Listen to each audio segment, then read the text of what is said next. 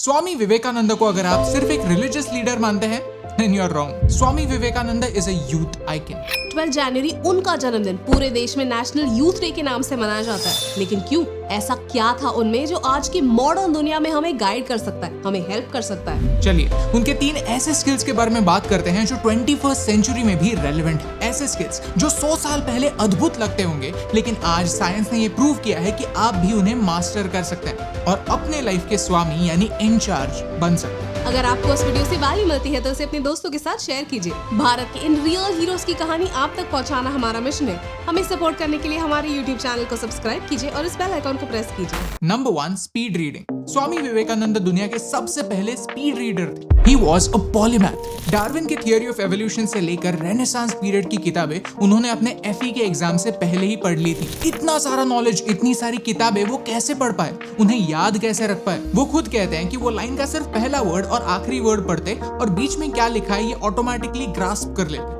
Impossible लगता जरूर है, लेकिन ये एक स्किल है जो आप और मैं सीख सकते हैं। इसे कहते हैं स्पीड रीडिंग। जहाँ नॉर्मल लोग 1 मिनट में 200 या 300 शब्द पढ़ सकते हैं, स्पीड रीडर्स 1000 या 1500 शब्द पढ़ सकते हैं। इन सिंपल वर्ड्स आपने ऑब्जर्व किया होगा कि जब भी कभी आप कोई बुक पढ़ते हैं तब दिमाग में उस शब्द को दोहराते हैं। इसे सब वोकलाइजेशन कहा जाता है और हर शब्द के पीछे कुछ मिलीसेकंड का टाइम इसमें वेस्ट होता है। स्वामी विवेकानंद ने सब वोकलाइजेशन को स्किप करने का तरीका सीख लिया था, जिससे वो एक एवरेज इंसान से फास्ट पढ़ सकते थे। जैसे हमारे मसल्स एक्सरसाइज से स्ट्रॉन्ग बनते हैं, वैसे ही हमारा ब्रेन भी स्पीड रीडिंग की एक्सरसाइज से स्ट्रॉन्ग बनता है। उस जमाने में ये चमत्कार से कम नहीं था, लेकिन आज आप खुद स्पीड रीडिंग सीख सकते हैं। Number 2, fact checking. Swami Vivekananda एक फिक्स्ड माइंडसेट रखने वाले इंसान नहीं थे। वो बार बार अपने बिलीफ्स को टेस्ट करने में विश्वास रखते थे। वो हर कल्चर की, हर रिलीजन की बुक्स पढ़ते थे और उसमें से जो उन्हें अच्छा लगता था उसे एक्सेप्ट करते थे और जो सही नहीं लगता था उसे रिजेक्ट करते थे। लेकिन हाँ, अगर एक प्रीचर उनके पास आया और उनसे कहने लगा कि सिर्फ और सिर्फ उनका भगवान सही है,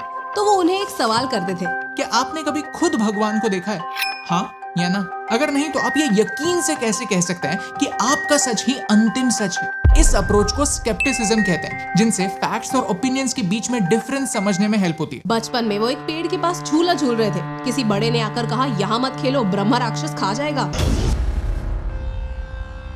उनका दोस्त डर गया, लेकिन छोटे नरेंद्र बिल्कुल नहीं डरे। उन्होंने कहा, अगर ब्रह्म राक्षस सच होता तो उसने हमें अब तक खा लिया होता। अगर हम जिंदा हैं, इसका मतलब ये है कि ब्रह्म राक्षस सच नहीं है। उन्होंने ये जाना था कि दुनिया में 3 तरह के सच होते हैं: personal truth, political truth and objective truth. जो इन तीनों ट्रूथ्स में कंफ्यूज होता है वो खुद के विचारों को ही समझ नहीं पाता। डेटा से इंफॉर्मेशन, इंफॉर्मेशन से नॉलेज और नॉलेज से विजडम तक का सफर कंप्लीट ही नहीं कर पाता। फेक न्यूज से भरी 21st सेंचुरी में अपने बिलीव्स को हमेशा क्वेश्चन करना एक स्किल है। Number 3, how to win hearts. Public speaking एक काफी इंपॉर्टेंट स्किल है, ये हम सबको पता है। स्वामी विवेकानंद की एक कहानी काफी फेमस है। 1893 में बिना पैसों के, बिना किसी की मदद लिए, बिना स्पॉन्सर के वो कैसे दुनिया घूम आए और भारत के कल्चर को हर दिशा में पहुंचा कर आए। Chicago world parliament of religions में जब उन्होंने अपने स्पीच की शुरुआत की तो अगले 10 मिनटों के लिए नॉन स्टॉप लोग तालियां बजाने लगे। लोग रुकने का नाम ही नहीं ले रहे थे। लेकिन इस कहानी के साथ एक कॉम्प्लीमेंट्री कहानी भी है जो काफी कम लोग जानते होंगे,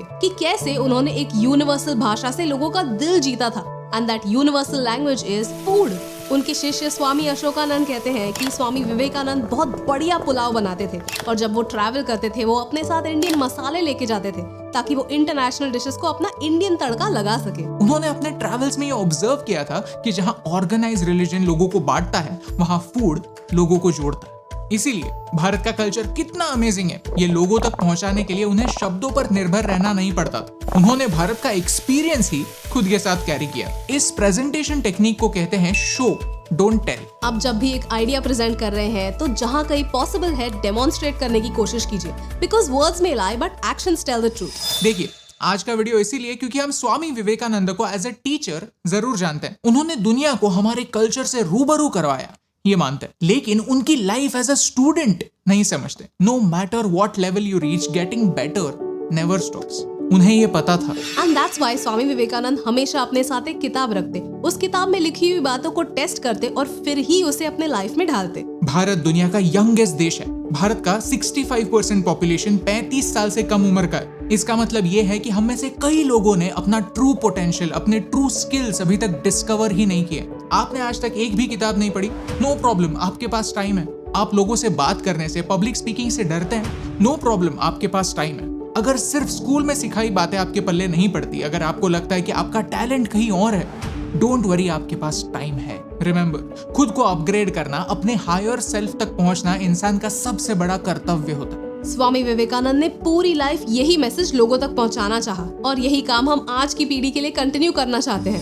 अगर आपको इस वीडियो से वैल्यू मिली तो इसे शेयर कीजिए। नॉलेज को प्रैक्टिकल और रेलेवेंट बनाने के हमारे सफर में हमारी मदद कीजिए, क्योंकि स्वामी विवेकानंद जैसे ग्रेट इंसान खुद को ग्रेट समझे बगैर कुछ नया सीखने की चाह रख सकते हैं, तो हम क्यों नहीं? क्योंकि कई सारे लोग सिर्फ वीडियो देखते हैं और छोड़ देते हैं, भूल जाते हैं, लेकिन कुछ ही लोग होते हैं जो एक्शन लेने में विश्वास रखते हैं, और उन चंद लोगों तक ये मैसेज पहुंचाने से मुझे फर्क पड़ता है।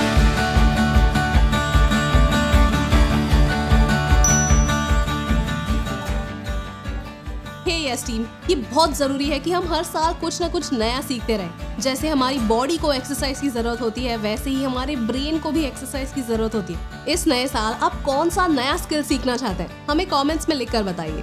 So pick a thing that you want to learn this year. In fact, be ambitious. Pick 3, pick 5 और कोई भी मीडियम चूज कीजिए इसके लिए, चाहे वो बुक्स हो, पॉडकास्ट हो, यूट्यूब वीडियोस हो, डॉक्यूमेंट्रीज हो, मूवीज हो। So take your pick and never stop learning.